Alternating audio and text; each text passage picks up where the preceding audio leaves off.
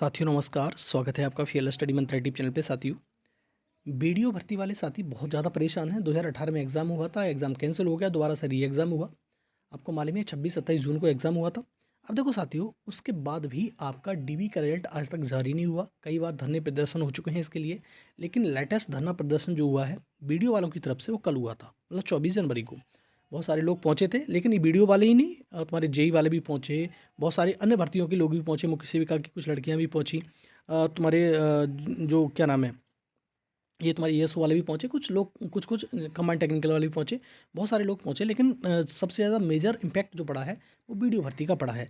और कुछ लोग जैसे जेई वाले इको गार्डन वगैरह में धरना प्रदर्शन कर रहे थे, तो उनको मतलब ले जाया गया लोगों के पुलिस के द्वारा। तो वो भी इन्फॉर्मेशन थी एक। दूसरी साथियों, जो बीडीओ का री एग्ज़ाम का रिजल्ट है, अभी तक डीबी का रिजल्ट जारी नहीं हुआ, आपको मालूम है। डीबी के रिजल्ट में अभी देखो कितना समय हो चुका है, जून में पेपर हुआ था।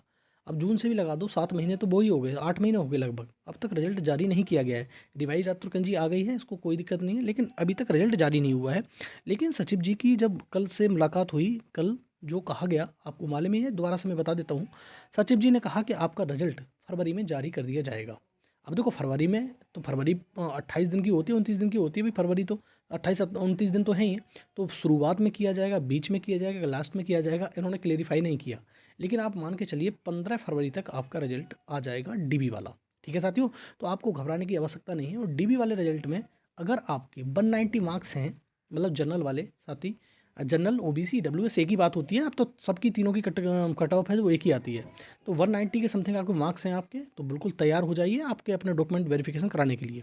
ठीक है साथियों, इससे ज़्यादा कहने और सुनने की आवश्यकता है नहीं। ठीक है, तो सचिव जी के द्वारा जो डीबी का जो रिजल्ट है आपका जारी किया जाएगा 15 फरवरी से पहले ही पहले हो जाना चाहिए, ये ऐसी हम आशा करते हैं। लेकिन इसमें बहुत ज़्यादा काम है नहीं, इसका ध्यान रखना जो डीबी के रिजल्ट में। ठीक है, तो 15 फरवरी से पहले आपका रिजल्ट आ जाएगा। दूसरा, बीडीओ री एग्ज़ाम का जो डीबी किस महीने होगा, उन्होंने ये भी बता दिया कि डीबी जो हम कराएंगे मार्च में कराएंगे।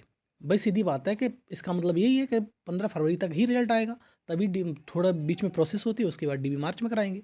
तो मार्च में आपका डीबी कराएंगे। अब देखो मैंने एक नोटिस डाली थी जो चुनाव आयोग की थी, चुनाव आयोग में जो कहा गया है कि 16 अप्रैल तक, मतलब चुनाव की प्रक्रिया है, 16 अप्रैल के चुनाव प्रक्रिया शुरू हो जाएगी। तो मार्च लास्ट में ही आपकी आचार संहिता लगेगी।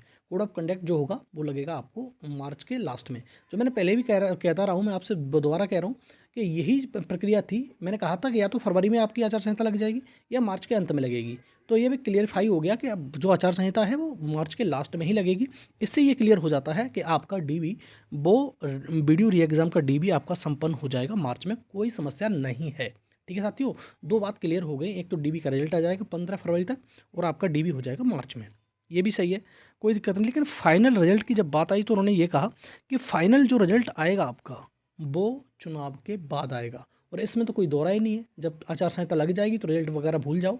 यूपी ट्रिपल एस सी तो पूरा का पूरा ठप हो जाता है, एकदम बंद हो जाता है, ऐसा समझ लो। और भी आयोग हैं, और भी मतलब डिपार्टमेंट हैं, वो भी बंदी से हो जाते हैं, क्योंकि सारा जो स्टाफ होता है ये चुनाव कराने में ही बिजी हो जाता है। तो ठीक है साथियों, बीडीओ री एग्ज़ाम का जो फाइनल रिजल्ट है वो चुनाव के बाद आएगा। जॉइनिंग की प्रक्रिया तो बहुत लंबी होती है, आप ये देख ही रहे हो सारी की सारी चीज़ें। और आपको जानते हो जेई 2016 वालों को अभी तक जॉइनिंग नहीं मिली है। ठीक है साथियों, तो बहुत सारी प्रक्रिया हैं, आप जानते हो इन चीज़ों के बारे में।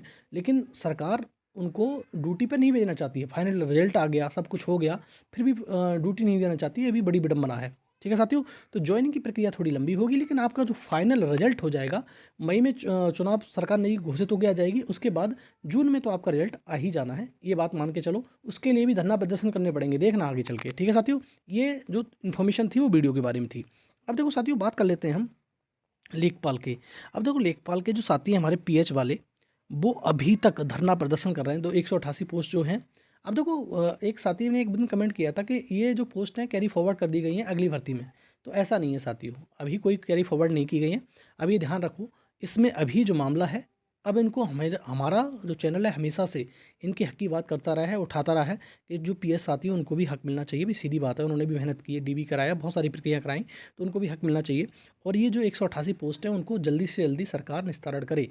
लेकिन बार बार मैं कहता रहा हूँ इस चीज़ के बारे में कि सरकार बड़ी इनसेंसिटिव है यूपी की, वो कुछ नहीं सुनती, रोज़गार के मुद्दे पे तो बात ही नहीं करती, उससे कोई मतलब नहीं है रोज़गार के मुद्दे से। चाहे इस भर्ती को देख लो, चाहे तुम्हारी टीचर भर्ती को देख लो, चाहे कोई अन्य भर्तियाँ देख लो, उससे कोई लेना देना नहीं भर्तियों से। बच्चे मरे मरते रहें, कुछ होता रहे, लाठी चार्ज करवा देती है, सब कुछ करवा देती है। अब देखो ये 6800 का मामला, 6800 जो टीचर भर्ती का मामला है, आज तक बेचारे कितने महीनों से वो धरना प्रदर्शन कर रहे हैं, कोई नहीं सुनता। तो आप समझ सकते हो। अब इसी प्रकार से बेचारे ये तुम्हारे जो पीएच वाले हैं वो भी धरना कर रहे हैं, एएसओ वाले वो भी धरना कर रहे हैं, जेई वाले वो भी धरना कर रहे हैं, और सारी भर्तियों के धरना ही करते रहेंगे तो जॉब कब पाएंगे बेचारे वो। ठीक है साथियों, तो ये भी समझो बात को, ऐसा ही चलता रहता है। बहुत इनसेंसिटिव सरकार है, रोजगार के मामले में कोई मतलब दिलचस्पी नहीं है उसकी कि रोजगार का भी कुछ मुद्दा होना चाहिए। ठीक है साथियों, और अन्य चीज़ तो आप जानते ही हो, ज़्यादा कहने की ज़रूरत नहीं है, फिर लोग भड़क जाते हैं, ये चीज़ समझ लो आप। तो पीएच वाले जितने भी साथी हैं वो लगे पड़े हैं और उनको न्याय मिलना ही चाहिए, ये हमारी पुरजोर मांग है सरकार से भी और आयोग से भी। ठीक है, आयोग तो हाथ खड़े कर देता है, हमें कोई मतलब नहीं है। अब सरकार उससे राजस्व परिषद से, राजस्व परिषद भी हाथ खड़े कर देता है कि हम क्या कर सकते हैं इसमें, बस यही सिस्टम होता है। और इसी सिस्टम के चक्कर में बच्चे बेचारे पिस जाते हैं। तो ठीक है साथियों, पीएच वाले साथी धरना अभी जारी है और इनको न्याय मिलना ही चाहिए। और ये गलतफहमी मत निकाल देना कि अभी कैरी फॉरवर्ड कर दी गई है, कोई भी पोस्ट अभी कैरी फॉरवर्ड नहीं की गई है इस भर्ती की। 8085 जो भर्ती हैं, ठीक है साथियों, मैं बताऊंगा इसकी प्रोसेस भी। अब देखो लेखपाल बेटिंग की बात करते हैं साथियों। जो बेटिंग लिस्ट है वो कब तक आने की संभावना है, कब तक आ सकती है। देखो बेटिंग लिस्ट की बात करता हूँ साथियों, आपकी जो बेटिंग लिस्ट है, तो बेटिंग लिस्ट कैसे आती है और कब आ सकती है, और आ भी सकती है कि नहीं आ सकती, इन दोनों चीज़ों पे जो प्रकाश डालूंगा आपको समझ भी जाओगे कि किस प्रकार से रहता है। देखो बेटिंग लिस्ट का मामला ऐसा है साथियों कि जो लेखपाल भर्ती चल रही है 8885 में, जो कुछ पद खाली हैं वो तो छोड़ ही दो, बाद बाकी भर्ती में जो पद हैं, जब तक सारे छात्र, अब देखो अभी क्या चल रहा है, अभी मेडिकल इसका ये होना है, तो मेडिकल होना है, उसकी ज्वाइनिंग वगैरह होनी, ज्वाइनिंग वगैरह आपकी फरवरी में हो सकती है। जो लेखपाल भर्ती चल रही है उसकी ज्वाइनिंग फरवरी में हो जाएगी, 8-7 फरवरी तक उसकी ज्वाइनिंग हो जाएगी। तो उसके बाद से अब सब बच्चे ज्वाइन कर लेंगे, तब उसका डाटा जाएगा कि कितने बच्चों ने ज्वाइन नहीं किया। दोबारा समझो, जब सारे ज्वाइन कर लेंगे तब उसका डाटा राजस्व विभाग जाएगा कि इतने छात्र हैं, इतने मतलब स्टूडेंट्स हैं, इन्होंने अभी लेखपाल भर्ती में ज्वाइन नहीं किया है। उनको समय दिया जाता है 1 महीने का, 1 मंथ का। तो मान लो 10 तारीख को भी ये सारे मतलब निकल जाता है कि 10 तारीख से ज्वाइन करेंगे, 10 मार्च तक मानो, तो 10 मार्च तक आपका डाटा मतलब देखेंगे कि 1 महीने के अंदर जो भी ज्वाइन करेगा कर लेगा, उसके बाद ज्वाइन नहीं होता है तो ज्वाइन हो जाएगा, उसके बाद आपका डाटा आ जाएगा। डाटा आ जाएगा कि इतने लोगों ने ज्वाइन नहीं किया है, उसके बाद राजस्व विभाग भेज दिया जाएगा डाटा इस प्रकार से। तो उसके बाद आपकी वेटिंग लिस्ट संभव है, उससे पहले वेटिंग लिस्ट संभव नहीं है।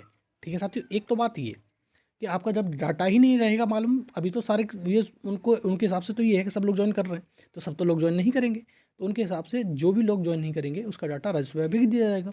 अब उसके बाद क्या होगा, राजस्व विभाग चाहेगा तो वेटिंग लिस्ट आएगी, राजस्व विभाग नहीं चाहेगा तो वेटिंग लिस्ट बिल्कुल नहीं आएगी। आप कहोगे आयोग के बस की बात नहीं है वेटिंग लिस्ट निकालना। आयोग एक माध्यम है, अगर राजस्व विभाग, राजस्व परिषद उससे कह देगा कि आप वेटिंग लिस्ट निकाल दीजिए तो आयोग को कोई समस्या नहीं होगी। और उसमें सबसे बड़ा मुद्दा है, अब साथियों राजस्व विभाग, राजस्व परिषद भी निकाल सकता है अपने उस बस पे, नहीं निकाल सकता। सरकार अगर उससे कह देगी राजस्व परिषद को कि कह दो आप UPSSC से वेटिंग लिस्ट निकालने के लिए, तब हो सकता है। तो ठीक है साथियों, कनेक्ट कहाँ से आप समझ सकते हो, तो कनेक्टिविटी तो वहीं से है सारी की सारी। तो आप समझ सकते हो कि जब तक सरकार नहीं चाहेगी तब तक कुछ नहीं होगा। और सरकार क्या है कैसी है मैंने बता ही दिया, इनसेंसिटिव सरकार है, किसी की नहीं सुनती भाई, सीधी बात है। ना तो टीचर भर्ती वालों की सुनी, ना लेखपाल वालों की सुन रहा है, ना जेई वालों की सुन रहा है, ना एएसओ वालों की सुन रही है। तो किसी की सुनती ही नहीं, उससे कोई लेना देना नहीं, चाहे भर्ती 1 साल में पूरी हो, चाहे 8 साल में पूरी हो, चाहे 15 साल में पूरी हो, उससे कोई फ़र्क नहीं पड़ता इस चीज़ से। तो ठीक है साथियों, और ये बात समझ लो कि साथी जितने भी लेखपाल वाले हैं, वेटिंग लिस्ट का इंतज़ार ज़रूर करो, लेकिन अपनी भर्ती में लगे रहो, क्योंकि इसकी उम्मीद बहुत ना के बराबर है।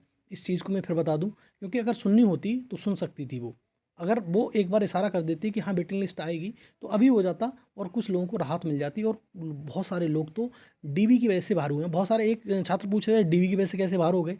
तो साथियों आपको लेखपाल बन तो गए, लेकिन आपको यही नहीं मालूम डीवी की वजह से कैसे बाहर हो गए। तो आप देख लीजिए वहाँ के डेट ऑफ बर्थ की वजह से बहुत सारे लोग बाहर हो गए, बहुत सारे लोग पॉइंट 25-25 मार्क्स पे बाहर हो गए। तो बताओ उनकी ज़िंदगी तो ख़राब ही हो गई ना। तो इनको वेटिंग लिस्ट निकालनी चाहिए। लेकिन साथ ही मैं फिर कह रहा हूँ, आप भर्ती की तैयारी में लग जाओ, वेटिंग लिस्ट निकल जाएगी, उसके लिए हम पुरजोर मांग करेंगे, अभी डाटा आने दो।